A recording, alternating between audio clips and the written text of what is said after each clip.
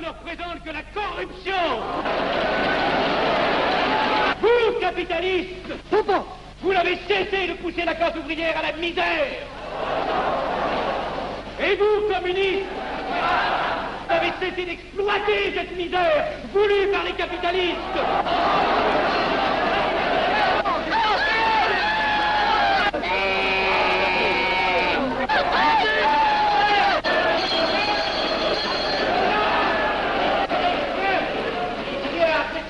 Et vous tous, parlementaires, désuets et périmés, n'insultez pas le parlementarisme.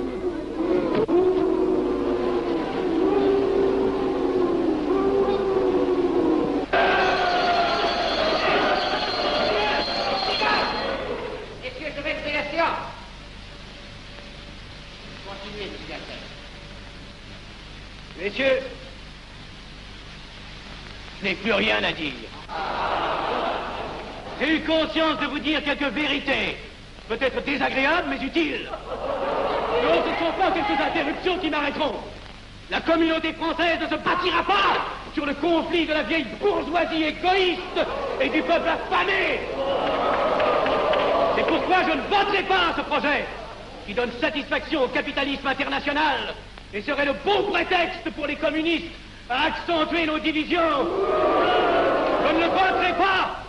Je serai sans doute le seul à ne pas le voter, car il semble que par une étrange aberration, la Chambre tout entière soit prête comme toujours à trahir l'intérêt français au bénéfice de certains intérêts internationaux très particuliers.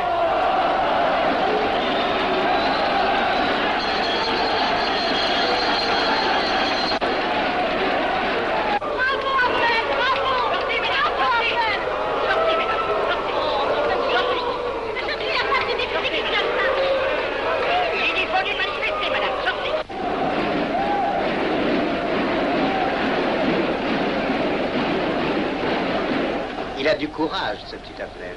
Ces petits nationaux trop puritains nous font perdre notre temps. Il faudrait l'éduquer un peu. De quelle loge est-il? Il n'est pas de chez nous, mon frère Dubois. Tout s'explique. Voilà un garçon intelligent qui a besoin d'une méthode et de conseils. Présentez-le donc. Il est sensible, il faudra procéder avec précaution. Envoyez-lui la rivière, il saura le persuader. J'y vais.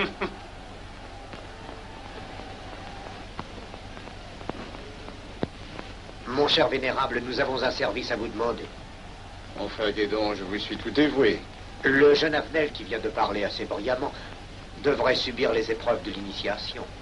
La maçonnerie lui apporterait beaucoup et le disciplinerait. Ne croyez-vous pas? J'y pensais déjà. Nous allons nous en occuper activement. Alors, je suis brisé. Comment avez-vous trouvé mon discours? Excellent. Vous leur avez dit de fort bonne vérité. Ouais, ça n'a pourtant servi à rien, ils ont voté le projet. Ça ne sert jamais à rien de dire la vérité. Les gens n'aiment pas la vérité. Ils préfèrent de beaucoup les mensonges. Vous êtes cynique. Non. J'ai une certaine expérience politique, déjà ancienne. À propos, voulez-vous venir un peu avec moi? J'ai quelque chose à vous dire. Volontiers.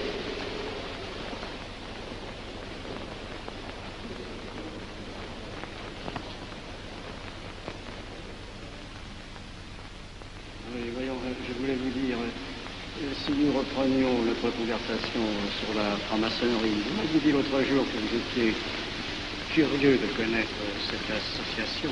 Ah oui, on en dit tantôt du bien, tantôt du mal. Je vous avoue que je n'aime pas beaucoup les sociétés secrètes. La franc-maçonnerie n'est pas une société secrète. C'est une société discrète. Pourquoi éprouves-tu tant de répugnance à me voir entrer dans la franc-maçonnerie? Cette association me semble suspecte. Il ne doit y avoir que des arrivistes là-dedans. Non, voyons, sont peut-être aussi des braves gens animés d'un idéal sincère. Le texte qu'ils m'ont donné est rempli de bonnes idées. Tu me diras que ce n'est qu'un programme affiché à l'entrée, mais il me paraît loyal. Tu es un honnête homme, mon chéri. Mais tu as un grand défaut. Ah, et lequel? Tu ne vois jamais le mal. Tu imagines que les autres sont bons comme toi-même. C'est pourquoi tu as toujours des déceptions. N'importe, je suis décidé à tenter cette expérience. Alors fais-la. Je souhaite me tromper. Quand vas-tu te présenter chez ces gens? Mercredi. Déjà.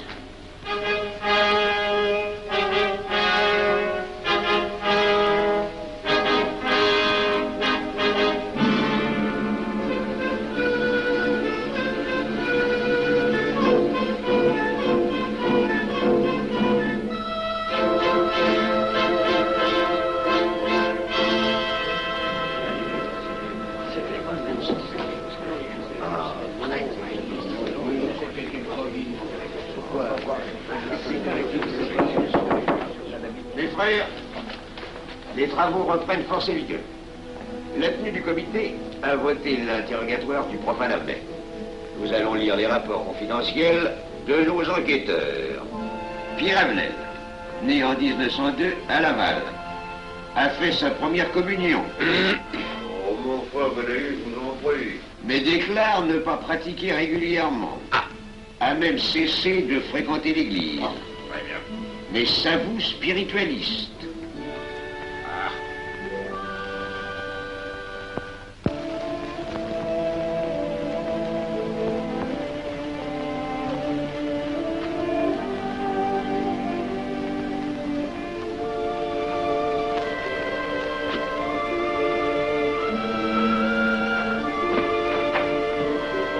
Monsieur, voulez-vous me citer? Permettez-moi de vous border les genoux. Mes frères, le profane Avenel, qui nous est recommandé par notre frère Gainsbourg, vice-président de la Chambre, est député. Cela ne nous impressionne pas.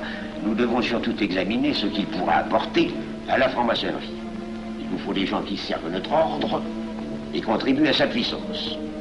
Pour l'instant, il paraît afficher des idées nationales un peu trop absolues. Mais enfin, je voudrais vous prévenir d'une chose.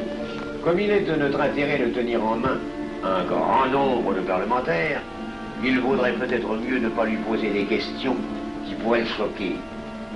On nous le signale comme assez sensible sur les questions spirituelles ou religieuses. Quand il aura travaillé quelque temps parmi nous, il aura évolué.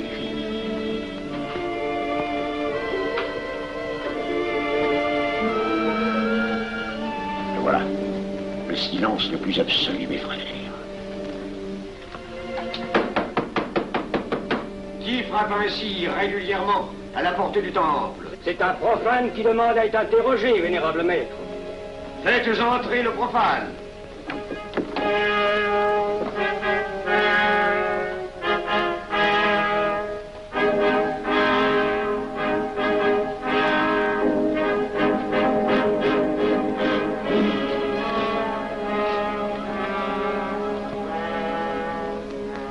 Monsieur, vous avez déclaré vouloir faire partie de la franc-maçonnerie. Mais nous désirons savoir qui vous êtes. Nous allons donc vous interroger sur vos sentiments, vos croyances, vos idées politiques. Répondez-nous sans vous troubler, mais en nous disant la plus stricte vérité. Consentez-vous à cet interrogatoire? J'y consens. Monsieur, croyez-vous en Dieu? Et pourquoi? Il semble être déçu par son premier contact avec la maçonnerie. Mais l'interrogatoire est assez pénible. J'ai dû paraître ridicule. Vous vous trompez. D'autres qui sont passés avant vous ont moins bien répondu. Vous avez été reçu avec une majorité convenable, 16 voix contre 10. Comment, j'ai eu 10 voix contre moi? Non, non, 2 seulement. 2. Mais les voix d'opposition comptent pour 5. Ah, un opposant de plus, et vous étiez plaqué. La maçonnerie est difficile sur le choix de ses candidats. Pas assez, mon cher, pas assez. Je dois même vous avertir que lorsque vous serez en loge, vous serez déçu. Le milieu maçonnique est épouvantablement médiocre. Vous verrez que vous nous apporterez plus que vous ne recevrez. Mais ces rites dont vous m'avez parlé, ces initiations mystérieuses... De bêtises. Il y en a qui y attachent un certain sens symbolique. La plupart des maçons rient eux-mêmes de ces vieilles pratiques désuètes. Seulement le jour de votre initiation, tenez-vous bien, les épreuves de la cérémonie ne sont pas commodes.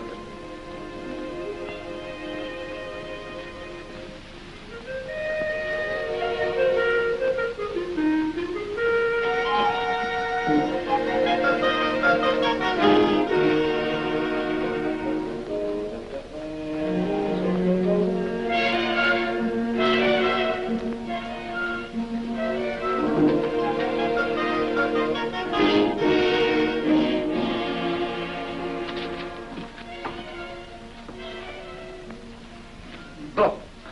Attendez à la buvette, là. On viendra vous chercher. Mais c'est entendu, mon cher, je m'occupe de ton affaire. Tu peux compter sur moi. Mais c'est entendu, excuse-moi, la tenue va commencer, je suis un peu en retard. Viens.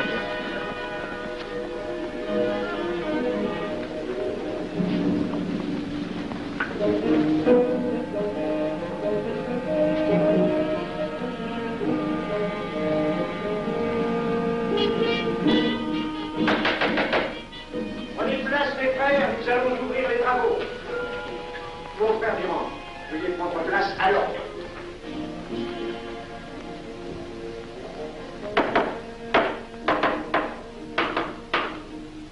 Frère premier surveillant, êtes-vous franc-maçon?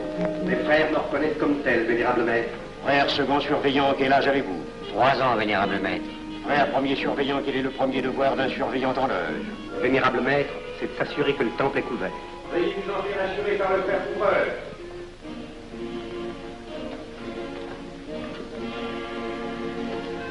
Le temple est couvert, vénérable maître. Frère second surveillant, quel est le second devoir des surveillants en loge? Vénérable maître, c'est de s'assurer que tous les frères présents sont membres réguliers de la loge ou visiteurs connus. Debout, et alors, mes frères. Frère premier et second surveillant, assurez-vous que tous les frères rangés devant vos colonnes sont membres réguliers de la loge ou visiteurs connus.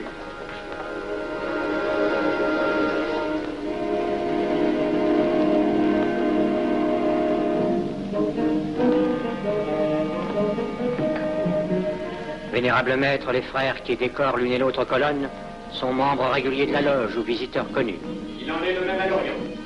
Frère premier surveillant, à quelle heure les francs-maçons opèrent-ils leurs travaux? À midi, vénérable maître. Quelle heure est-il, frère second surveillant? Il est midi, vénérable maître.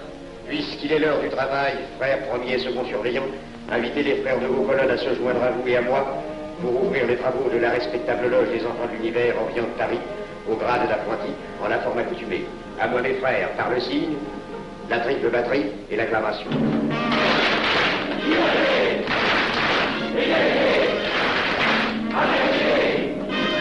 Prenez place, mes frères, les travaux sont ouverts.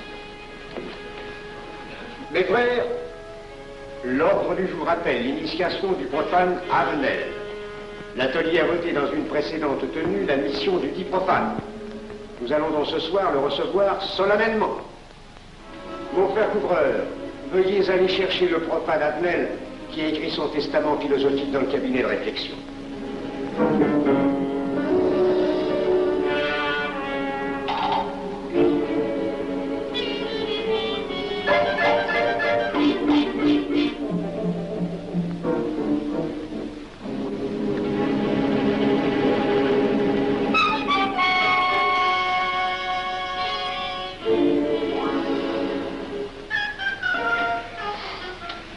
Rigolo leur truc.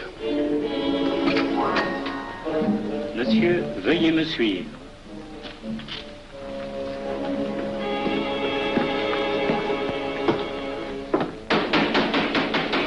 Qui frappe ainsi régulièrement à la porte du temple? Vénérable maître, c'est un profane qui demande à être reçu maçon s'il en est jugé digne. Frères, armez-vous de vos glaives. Faites entrer le profane.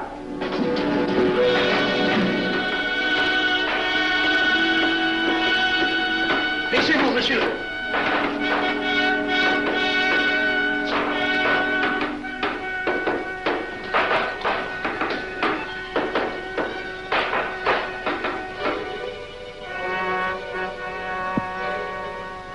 Monsieur, cette épée que vous sentez sur votre poitrine est toujours levée pour punir le parjure.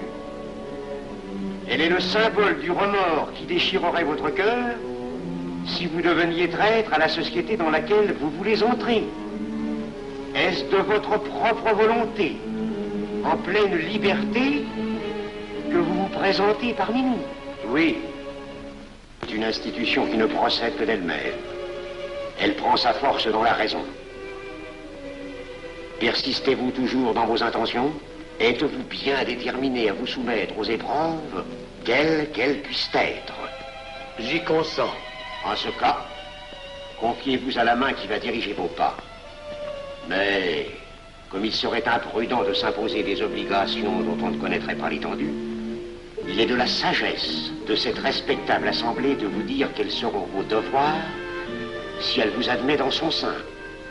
Le premier est un devoir absolu de secret sur tout ce que vous pourrez entendre et découvrir parmi nous, ainsi que sur tout ce que vous verrez et saurez par la suite. Je dois exiger de vous un serment prêté sur la coupe des libations. Consentez-vous à le prêter? Oui. Frère expert, faites approcher le profane. Et vous, maître des cérémonies, apportez la coupe des serments. Présentez la coupe au profane.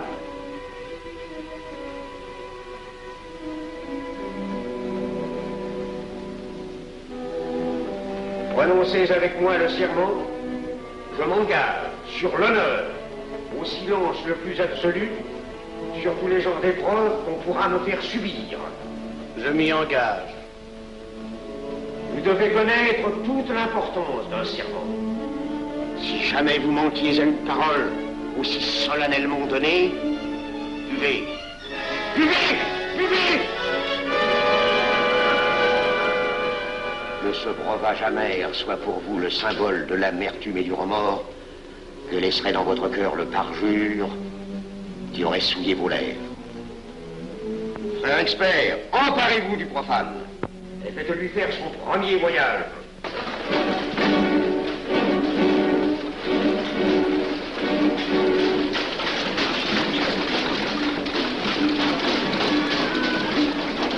Voilà, c'est un profane qui demande à être reçu maçon.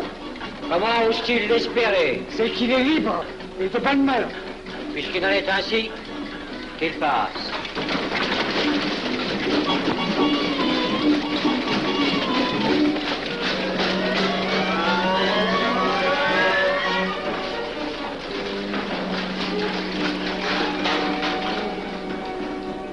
Monsieur, le voyage symbolique que vous venez de faire est l'emblème de la vie humaine. Le bruit que vous avez entendu figure les passions qui l'agitent. Les obstacles que vous avez rencontrés peignent les difficultés que l'homme éprouve et qu'il ne peut vaincre ou surmonter que grâce à l'aide qu'il trouve dans ses semblables. Frère expert, faites faire le deuxième voyage.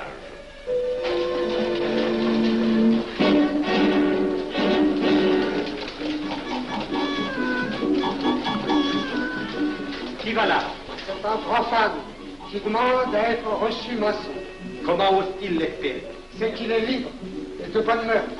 Puisqu'il en est ainsi, qu'il passe et qu'il soit purifié par l'eau.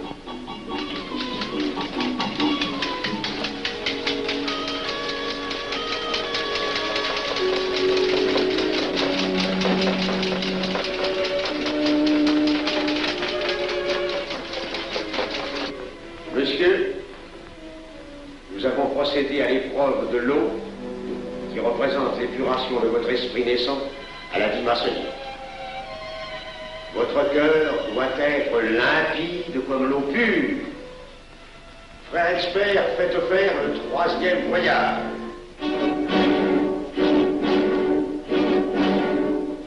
Qui va là? C'est un profane qui demande à être reçu maçon. Comment ose-t-il l'espérer? C'est qu'il est libre et de bonne mœurs. Puisqu'il en est ainsi qu'il passe par les flammes.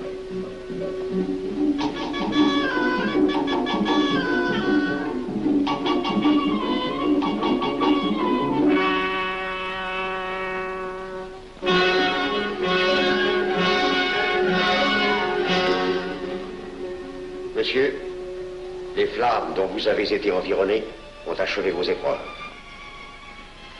L'ordre maçonnique dans lequel vous demandez à être admis pourra peut-être un jour exiger que vous versiez jusqu'à la dernière goutte de votre sang pour sa défense et celle de vos frères.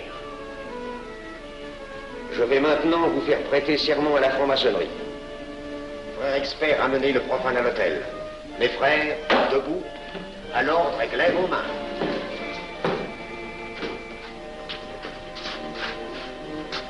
Moi, Pierre Avenel. Moi, Pierre Avenel. De ma propre et libre volonté, De ma propre et libre volonté. En présence de cette respectable assemblée de maçons.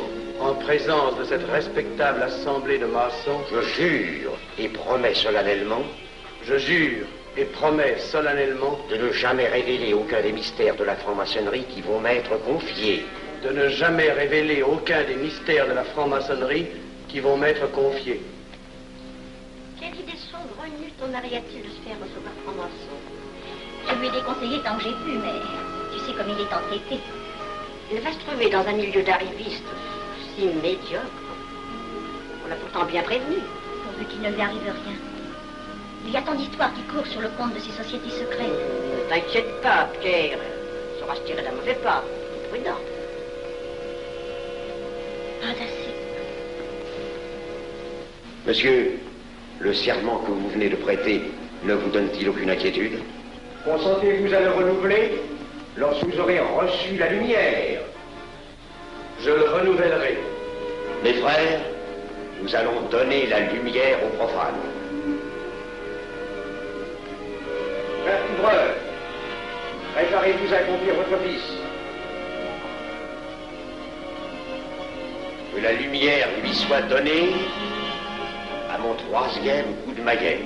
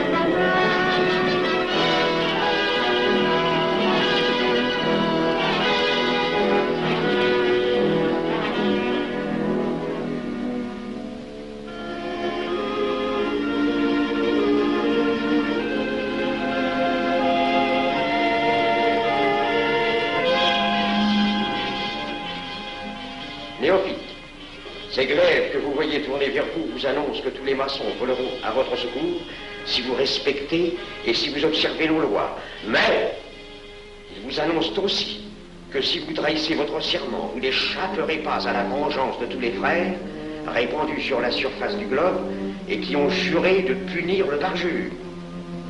Le jurez-vous, mes frères? Nous le jurons.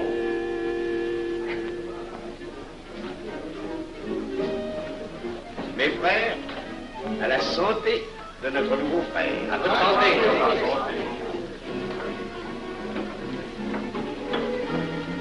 Mon très cher frère, qu'est-ce que vous pensez de cette soirée? Eh bien, c'est curieux. Cette cérémonie est très impressionnante. Mon cher frère, pourrais-je vous laisser ma carte au cas où vous auriez besoin de mes services? Je vends de tout, de la bonneterie, des chaussures, du savon à nettoyer invraisemblable. Tu permets, mon cher Lévi-Stein? Je t'en prie. Mon frère Avenel, nous allons bientôt vous mettre à contribution. Oui, un de nos amis de notre loge voudrait un bureau de tabac. Le Grand Orient est submergé de monde en ce moment. Avec vous, ça ira peut-être un peu plus vite. Volontiers. Je vous remercie. Ah, dans quelque temps, je vous parlerai aussi d'une autre affaire. Depuis plusieurs années, j'ai droit à la Légion d'honneur. Je ne m'en suis jamais occupé, je n'ai pas voulu déranger nos amis pour ça. On leur demande déjà tellement de choses, n'est-ce pas? Vous m'aiderez? À votre service. Merci beaucoup. Alors, on envoie. Ah non, pas comme ça. Voyez-vous, des petits coups secs avec le pouce, là, comme ça. Pan, pan, pan. Essayez. Pan, pan, pan. Et ben voilà. Avec ce signal-là, on ouvre toutes les portes.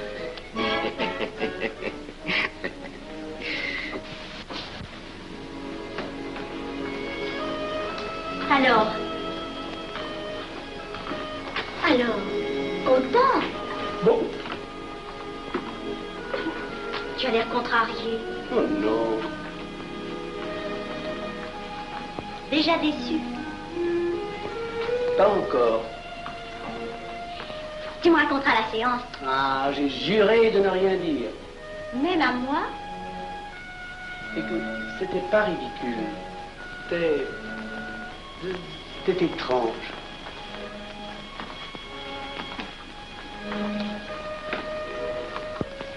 Mon chéri. Oh, mon chéri, c'est idiot, mais j'ai peur pour toi. Qu'est-ce que tu veux qu'il m'arrive? Oh, mon grand.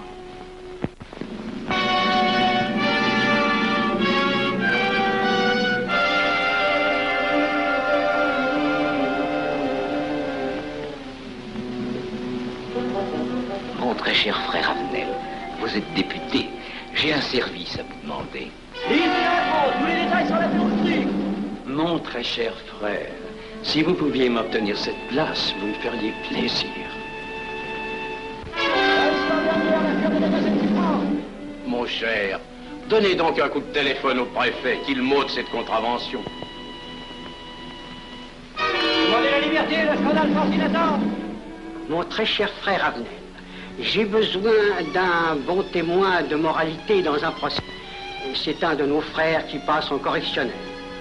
Il est bien un peu coupable, mais avec un peu d'appui. Et pour manifester cette solidarité maçonnique, je suis sûr que vous voudrez bien vivre. L'arrestation du banquier Charles Lévy. Le crime des banques coopératives. Un nouveau scandale financier. Il faut l'exclure, c'est une fripouille. Oui, évidemment, c'est une fripouille, mais puisque personne ne le sait, nous pouvons le garder parmi nous. Non! Mais je comprends très bien vos réactions, mon cher Avenel. Mais tenez, je vais vous citer un exemple. J'ai vécu pendant 20 ans en maçonnerie avec un frère que je considérais comme un escroc. Ben, je n'ai rien dit, parce que c'était un excellent maçon. Nous ne sommes pas du même avis.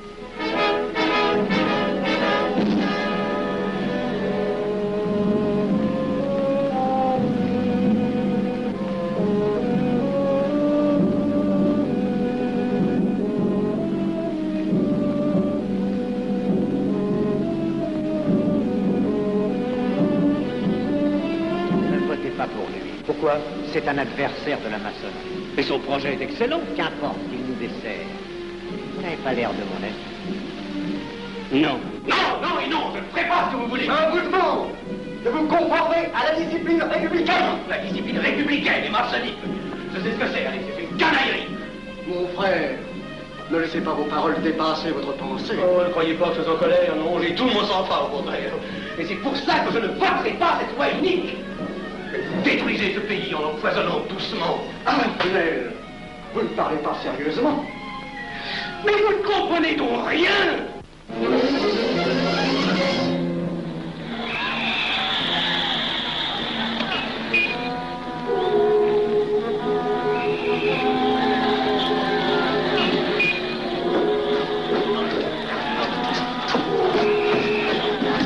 Que se passe-t-il? Regardez.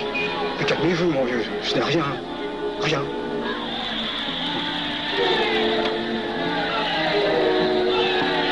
Que croyez-vous qu'on doit faire? Rien.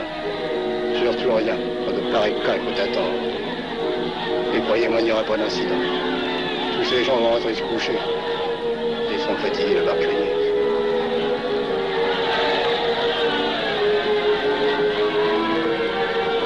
Qu'en pensez-vous, Avenel?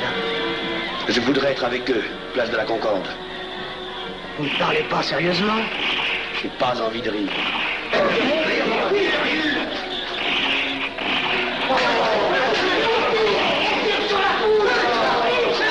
Il faut arrêter ça, oui. Il faut arrêter ça.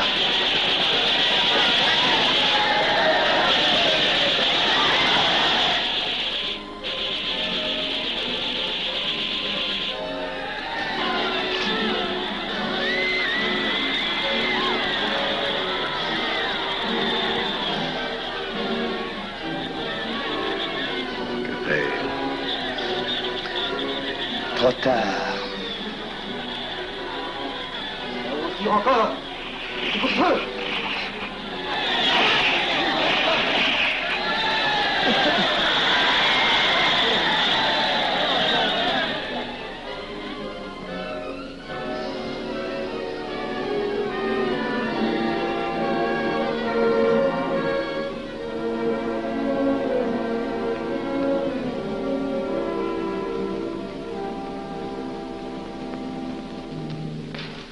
messieurs, nous avons établi définitivement la liste des membres de la commission d'enquête. Tout le monde est bien d'accord pour la soumettre au vote de la Chambre.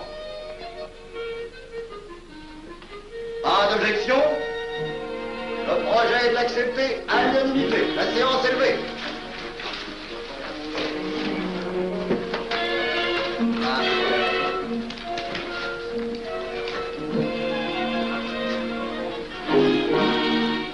Vous pensez que ça va marcher? Je ne prévois pas d'opposition. Si cela est ainsi, nous risquons de nous en tirer. Je le crois sincèrement. Nos frères députés nous attendent dans un salon voisin. Ils sont impatients de vous entendre. Bah, allons-y. Armel. À propos, cher ami, je vous ai mis d'office dans la commission d'enquête. Moi, pourquoi? C'est indispensable. J'ai besoin de vous. Venez avec nous. Vos amis nous attendent.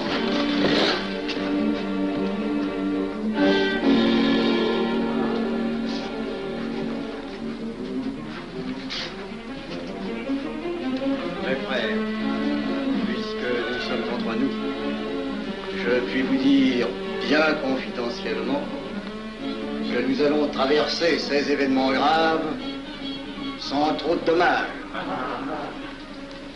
La commission vient d'accepter tout à l'heure les listes que nous avons proposées pour la commission d'enquête. Beaucoup de nos adversaires en font partie, mais dans l'ensemble, les maçons sont encore en majorité. Rassurez-vous donc, ni la République ni la maçonnerie ne sont perdues. Elles ont traversé une crise grave. Elles sortiront renforcées de cette épreuve. Merci.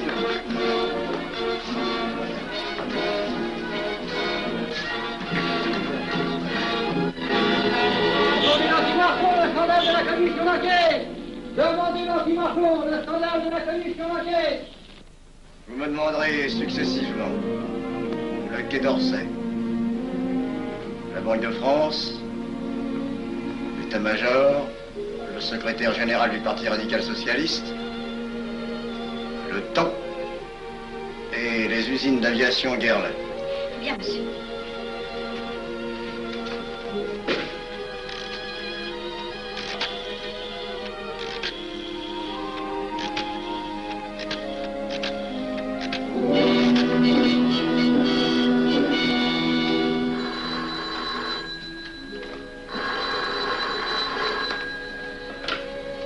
Allô, le chef de cabinet du ministre. Allô? Mais oui, passez-le moi. Lui-même, à vos ordres, mon très cher ami. Je ne peux rien vous dire par téléphone. Il pleut. Vous me comprenez? À merveille. Alertez tous nos amis à l'étranger. Qu'en aucun cas, on ne parle de nous. Silence. Compris. Allô, ici Général Maisonnat. À vos ordres, mon cher Larivière. Je compte sur vous, mon cher général, pour que l'armée ne varie pas politiquement. Elle doit rester divisée, avant tout.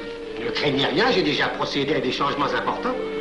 Tous les officiers suspects d'être contre nous ont été éloignés de Paris et séparés les uns des autres. Mes frères, il est indispensable de franchir cette mauvaise passe. Il ne faut pas trop de mouvement de bourse. N'est-ce pas, mon frère sous-gouverneur? Nous maintiendrons la monnaie. La presse de droite doit essayer d'attaquer la presse de gauche. Pendant quelque temps. Pour donner le change.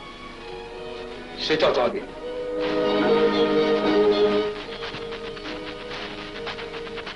Les partis de gauche doivent faire entente avec ceux du centre. Et ceux de l'extrême gauche. De la sorte, nous contrôlons le peuple. Le populaire. Mieux. Front populaire. Bien. Quant à vous, mon cher Garlet, j'ai reçu ce matin une communication de l'étranger. On lui demande d'envoyer immédiatement du matériel d'aviation en Espagne. Moyennant quoi nous aurons tous les appuis politiques nécessaires. Même nos prototypes. Surtout nos prototypes. Ne croyez-vous pas que ce serait dangereux pour notre défense nationale? Faites ce que je vous dis.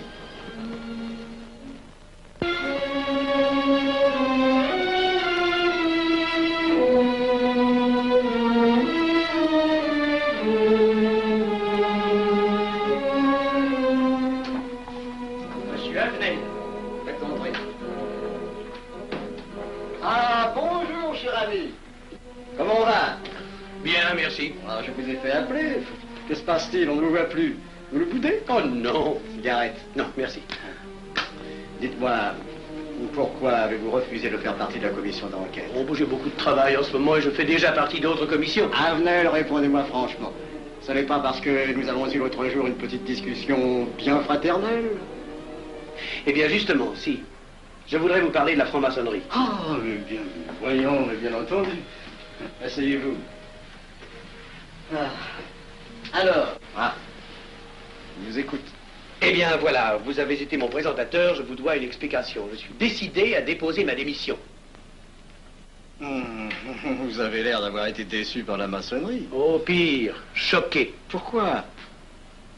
Mais confessez-vous, mon vieux. Vous ne serez pas le premier maçon qui m'aura ouvert son cœur. Qu'est-ce qu'on vous a fait? Mais à moi, personnellement, rien. Mais je trouve ce milieu maçonnique... pourri d'arrivistes écœurants. Je vous l'accorde. Ah, je ne vous le fais pas dire. Oh, croyez-vous que je sois dupe? Alors, je ne comprends pas. Tant de vertus affichées sur le programme à la porte. Tant de mystères à l'intérieur pour ne cacher que ces petites combines, ces appétits de comitards. Je m'attendais à trouver des hommes dévoués, sinon supérieurs. Au lieu de ça, je n'ai rencontré que des quémandeurs de bureaux de tabac ou de décoration, ou alors des fripouilles qui cherchaient à m'utiliser pour échapper à des condamnations. En dehors d'eux, des phraseurs, des sectaires, ignorant tout, ne connaissant rien de l'histoire de leur pays, rien de l'histoire du monde, rien de la politique, rien de la philosophie, rien. Ah, des cerveaux vides, mais des dents longues et des langues folles. Et c'est cela qui gouverne la France. Quel grade avez-vous maintenant? J'ai été initié à la maîtrise il y a peu de temps. Eh bien, si vous avez le courage de vivre encore quelques années dans la médiocrité des ateliers bleus, vous passerez ensuite aux ateliers supérieurs. C'est mieux? C'est autre chose. Voyons, vous êtes 33e, n'est-ce pas? C'est le grade le plus haut dans la maçonnerie. Mon petit Avenel, je vais vous révéler, quoique je ne le doive pas, ces fameux secrets maçonniques dont on fait tant de mystères. En maçonnerie, on cache tout aux petites gens. En bas, vous ne savez rien. En haut, vous commencez à voir un peu plus clair dans le jeu mondial. Moi-même, je ne suis pas totalement éclairé sur les intentions des dirigeants de notre ordre. Et quand je dis dirigeants, je me trompe. Il n'y a pas de chef chez nous. Il n'y a que des exécutants. Je suis un pion sur un échiquier, j'accomplis une fonction. Je reçois des messages. J'obéis. Je transmets. J'agis. Mais qui dirige? Personne. C'est beaucoup plus compliqué et simple en même temps qu'on ne pense. Qu'est-ce que la maçonnerie? Des groupes d'hommes qui se sont réunis aux quatre coins de l'univers pour enserrer le monde dans un réseau aux mailles infranchissables. Nous sommes 50 000 en France, 500 000 en Angleterre, 3 millions en Amérique, c'est peu. Mais c'est énorme, parce que nous formons un bloc uni d'une seule volonté. Nous rayonnons partout, nous commandons partout. Ici, 300 parlementaires sont francs-maçons. En Angleterre, le roi fait partie de notre ordre. Aux États-Unis, le président est 32e. Il n'y a pas un pays où nous n'ayons nos appuis secrets, nos hommes, nos banques, nos groupes dévoués. Et ceci n'est rien. Je ne vous montre là de la maçonnerie que la puissance physique. Il y a peut-être autre chose. Mais quoi? Une doctrine supérieure. Une antique expérience des forces du monde qui nous permet de pousser les peuples tantôt vers la vie, tantôt vers la mort, quand il le faut. La mort? Je croyais la maçonnerie attachée à la paix. À une certaine paix. Notre paix. Sinon,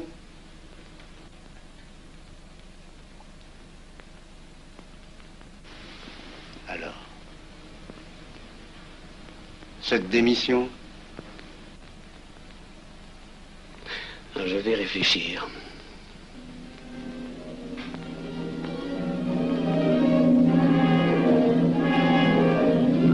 Alors, il n'y a qu'une solution, la guerre.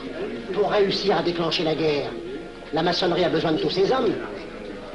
Sur combien de voix pouvons-nous compter à la Chambre?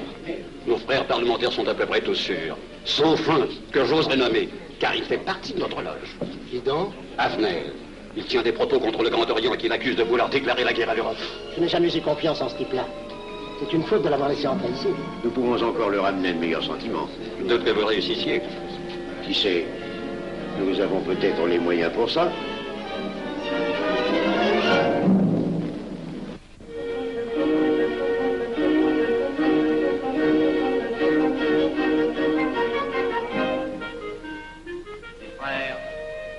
L'aviation allemande n'a pas d'appareil. Plus de 2000 accidents d'avion l'année dernière en Allemagne. La ligne Siegfried est à peine construite. Les tanks allemands marchent difficilement. Un détail entre autres qui m'a été rapporté par un de nos frères. Quand leurs tanks sont entrés à Vienne, on s'est aperçu que certains d'entre eux étaient en carton et montés sur des hautes bicyclettes.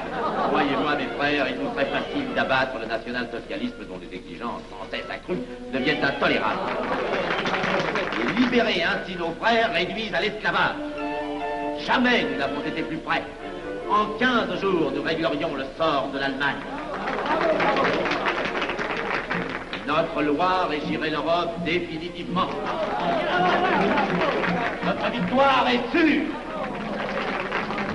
C'est faux. C'est faux. Silence. Ce que dit cet homme est faux.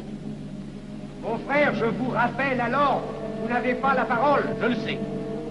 Je suis député et membre de la commission de la défense nationale. Je ne peux pas laisser se prolonger un discours aussi manifestement erroné. L'appréciation de monsieur, de notre frère, Liechtenstein. Oui, si vous voulez. Sur l'état de l'armée que possède l'Allemagne sont des mensonges. Et ajouter quoi serait la stupidité. Et pourquoi vouloir une guerre entre l'Allemagne et la France? Mon frère, vous n'avez pas la parole. Peu m'importe. Mais je tiens à dire qu'aucun motif réel de conflit ne peut être invoqué. Vous le direz tout à l'heure, après l'exposé de notre frère. Non, je le dirai immédiatement, avant d'entendre des stupidités bellicistes. Oh. Mais vous tous, maçons, vous poussez à la guerre.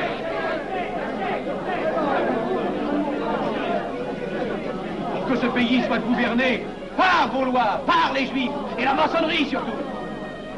Le peuple français ne se battra pas pour défendre une idéologie fumeuse, un régime ignoble, une république pourrie. Mon frère Avenel, je vous prie de couvrir le temple.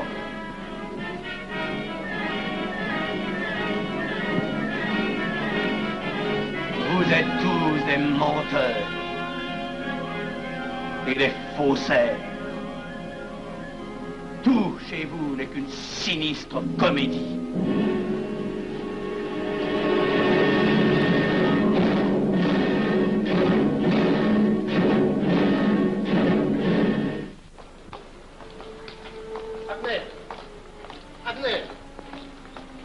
Avenel, excusez-moi, comme vous, j'habite Neuilly, c'est pourquoi je me permets de vous rejoindre. Mais vous avez fort bien fait, monsieur. J'étais près de vous à l'avenue. Je voulais vous féliciter. Oh, merci.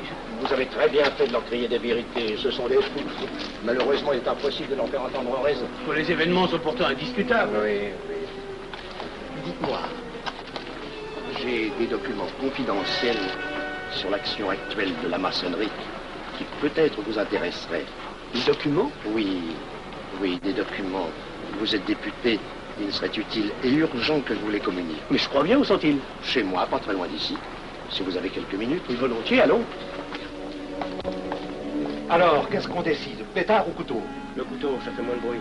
Attention, voilà.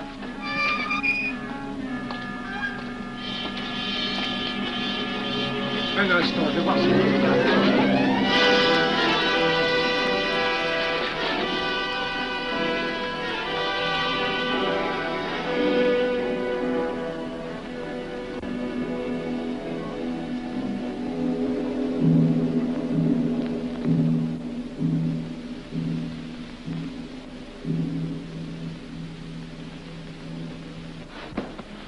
Ne t'inquiète pas, mon chéri.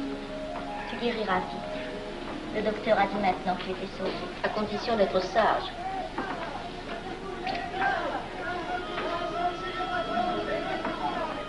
Qu'est-ce qu'on entend? C'est la mobilisation générale, mon chéri. Quoi, la mobilisation? Ne t'agite pas, je t'en supplie. Je n'aurais pas dû te le dire, mon Dieu.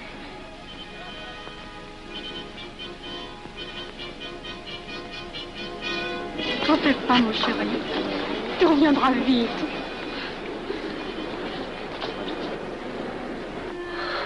Les brutes.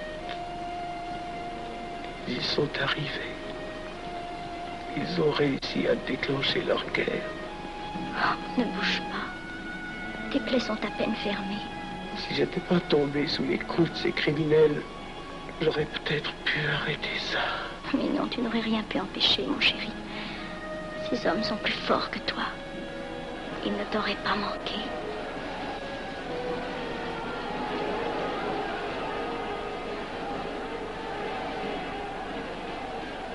Qu'est-ce que c'est?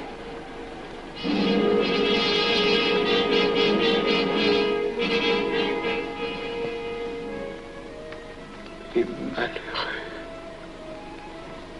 S'ils savaient ce que je sais.